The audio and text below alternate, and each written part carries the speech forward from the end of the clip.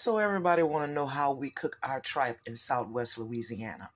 The first thing we're going to do is we're going to get us some good tripe.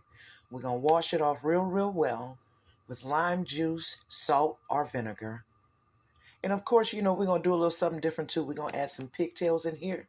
The seasonings I'll be using is Tony Chachere's onion powder, garlic powder, accent, parsley, red pepper, my fresh vegetables, fresh garlic, onions, bell peppers, tomatoes, and jalapeno peppers. The secret ingredient to our southern tripe cooking is that homemade roux. So stay tuned for that. After we get all this seasoned up, vegetables diced up, we're going to go ahead and put her in Old Faithful. I already got my water boiling. 2.5, 3 hours, I'll be back. These tomatoes going right into that stew too. So let's dice them up, smash, and get all those juices out of them. Tripe stew. All right, our tripe is boiling. So now we took our vegetables, we dropped them in the pot. We're gonna go ahead on and drop those tomatoes in the pot too, and let it all cook together. Okay, and we reserved a little bit of those onions and bell peppers for our roux. So let's get to roux.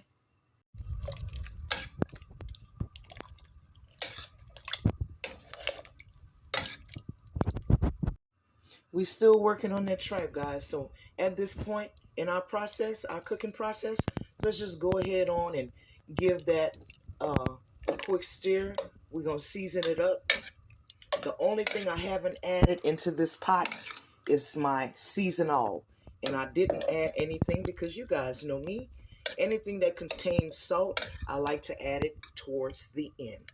We've added the garlic powder, the onion powder, red pepper, and the parsley in here. We'll add the seasonal at the end. All right, y'all, so we're making this roux do what it do. We are gonna cook this roux until it gets a little bit darker, but not that dark, because we want to make a light roux for our tripe stew. So continue to turn until this gets to the a really brown color, like the color of peanut butter. Let's keep stirring for a few more seconds. So now, since we've got that beautiful peanut butter color, all of those onions and bell peppers that we reserved, we're going to drop that into our pot, okay? And we're going to cook that into that roux. Turn your heat down to low and just let this cook for a few minutes. Now that roux should be looking like this, guys. Those onions and bell peppers are going to cook in here. And then we're going to just turn the heat off. Let this sit until it's time to drop it into our pot of tripe and pigtails.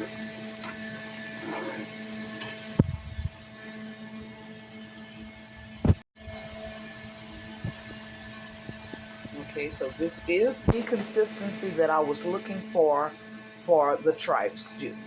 Now that this is cooked, we're going to go ahead on and turn the heat off, put the lid on top of it, and just let it sit until it's time to drop it into our tripe.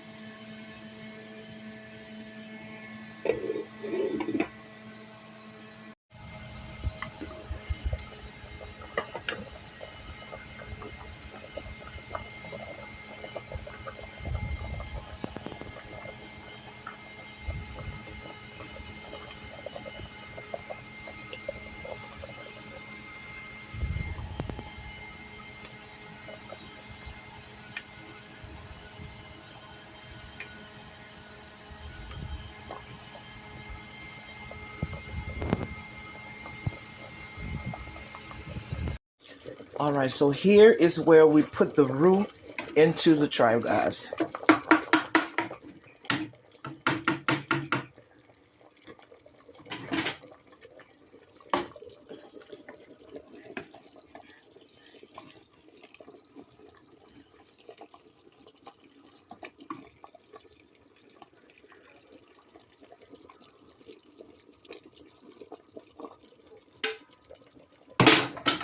Now we're going to give this a mix. Mix it up real good. Lower our heat under this. And let it continue to cook for about another 30-40 minutes. All right, guys. So we have come to the end of the road with this tripe stew. We'll go ahead on and dish some out so I can show you what it looks like. And then we're going to sit down and eat. Okay? So remember, we put some of those pig tails in there.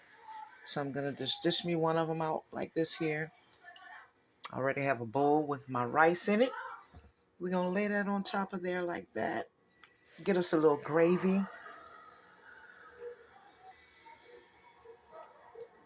To go with that.